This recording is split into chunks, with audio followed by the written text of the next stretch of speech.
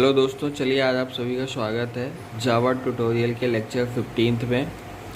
आज हम पढ़ेंगे जावा के अंदर पिरामिड का अगर हमें प्रोग्राम बनाना है तो उसके लॉजिक के बारे में समझेंगे और फॉर लूप का यूज़ करके हम पिरामिड का प्रोग्राम कैसे बना सकते हैं। जैसे अभी एक ये पिरामिड दिया हुआ है जिसमें स्टार पैटर्न बनाया गया है। स्टार एक बार फर्स्ट लाइन में 1 स्टार है, सेकेंड लाइन में 2 स्टार है, थर्ड लाइन में 3 स्टार है। तो इसका अगर हमको इसका प्रोग्राम बनाना हो जावा प्रोग्रामिंग का यूज़ करके तो हम कैसे बनाएंगे।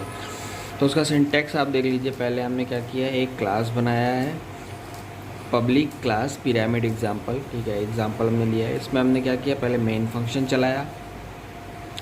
अब मेन फंक्शन चलाने के बाद इसमें हमने एक आई के लिए एक लूप चलाया है जिसकी हमने लिमिट रखी है I should be smaller than 5 और इक्वल्स टू 5। मतलब जब तक 5 की बराबर उसकी आई की वैल्यू रहेगी तब तक हमारा लूप चलेगा। जैसे आप देख सकते हैं कितनी लाइन है इसमें, 1 2 3 4 और 5 लाइन है। रो 5 है और कॉलम भी 1 2 3 4 5, 1 2 3 4 5। इसलिए हमने इसकी लिमिट रो की क्या रखी है, 5 रखी है। और ये 5 है, ये भी 5 है, इसलिए हमने यहाँ पर क्या लग दिया है। अब एक तो हमारा लूप चल गया आई के लिए। ठीक है, अब आई के अंदर जब जाएगा तो एक हमने जे के लिए लूप चलाया है। जे हमारा क्या है, कॉलम। ठीक है, कॉलम में क्या कर रखा है हमने, उसकी वैल्यू रखा है कि आई से स्मॉलर हो या उसके बराबर हो। ठीक है, अब जैसे जे की वैल्यू जे की वैल्यू हमने 1 से स्टार्ट किया, जे प्लस प्लस करवा के इसके अंदर हमने स्टार प्रिंट करवा दिया है। ठीक है, अब इसको समझते हैं। जैसे मान लो अगर आई की वैल्यू 1 है तो 1 के लिए पहले हमारा ये कंडीशन चेक हुआ, फुलफिल है तो आगे बढ़ जाएगा। अब यहाँ आया तो यहाँ पर इस वाले लूप के अंदर आया तो इसको जे की वैल्यू 1 मिली।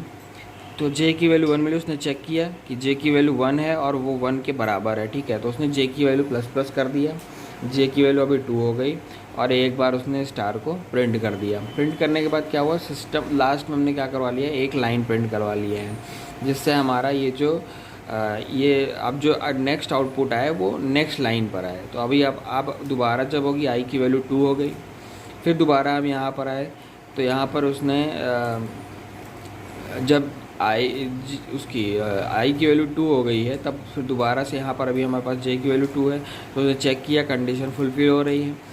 तो ठीक है, कंडीशन फुलफिल हो रही है तो पहले जे के लिए एक बार 1 के लिए चलेगा पूरा लूप, फिर 2 के लिए चलेगा। तो पहले एक बार स्टार प्रिंट हो जाएगा, फिर दोबारा जब जे की वैल्यू 2 होगी तो 2 इज इक्वल्स टू 2 हो गया तो दोबारा भी लूप चलेगा तो दोबारा भी प्रिंट हो जाएगा। जब तीसरी बार जब लूप चलने जाएगा तो उसको मिलेगी कि 2 is smaller than 2, 3 is smaller than 2। तो यहाँ पर कंडीशन फेल हो जाएगी और हमारा लूप टर्मिनेट हो जाएगा तो हमारी एक नेक्स्ट लाइन प्रिंट हो जाएगी।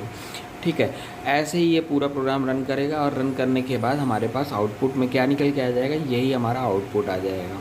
ठीक है, मतलब हमें हमारा आउटपुट में हमको मिल जाएगा ये स्टार का पैटर्न। ठीक है, अब एक और एग्जांपल से समझने की कोशिश करते हैं। इसमें क्या है कि हम उल्टे तरीके से, मतलब जैसे अभी हमने एक बार पहली बार में हम इसमें 5 स्टार प्रिंट करवाएंगे, बाद में 4 फिर 3।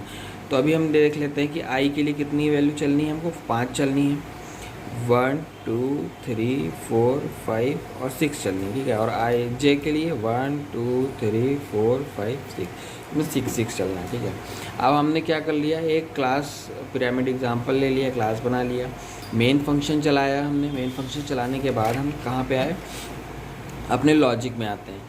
यहाँ पर हमने एक इंटीजर टर्म ले लिया जिसकी वैल्यू हमने दे दी 6 तक। अब टर्म हमने 6 दे दिया, मतलब हमें आई की जो लेंथ है मैक्सिमम वो 6 तक चलना है, इसलिए हमने यहाँ पर टर्म दे रखा है। तो आई इक्वल्स टू 1 से स्टार्ट होगा और 6 तक चलेगा। ठीक है, यहाँ पर हमने जे शुड बी ग्रेटर और इक्वल्स टू आई लगा रखा है। ठीक है, अब जैसे 1 के लिए पहले चला तो 1 यहाँ पर जब गया तो 1 स्मॉल है 6 से तो 1 की वैल्यू 2 हो गई। कंडीशन ट्रू होते ही हमारा नेक्स्ट कंडीशन चलने लगेगा। तो जे इक्वल्स टू टर्म है यहाँ पर 6 है।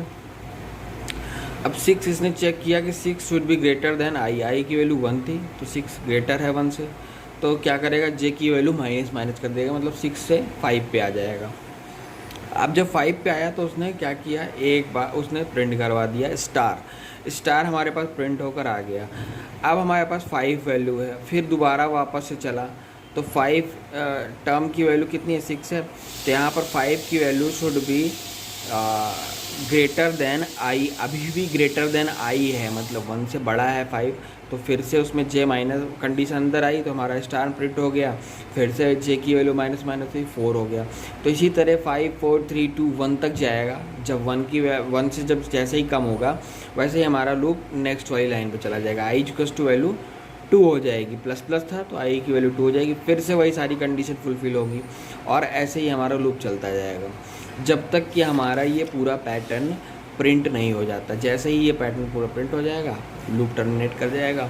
ठीक है, अगर आपको इस पैटर्न प्रोग्राम को समझने में या यहाँ पर दिया हुआ कोई भी लॉजिक समझने में आपको कोई भी इशू आया हो तो आप कमेंट बॉक्स में कमेंट करके बता सकते हैं। और अगर आपको वीडियो पसंद आया हो तो वीडियो को लाइक कर लें, चैनल को सब्सक्राइब करना ना भूलें।